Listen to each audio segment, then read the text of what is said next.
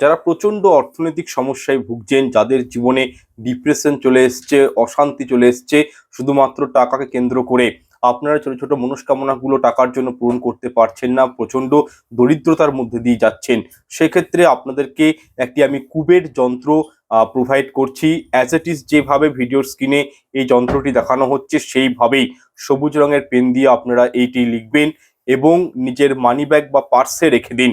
Laminate করেও রাখতে পারেন বা নিজের ঠাকুর ঘরেও রাখতে পারেন।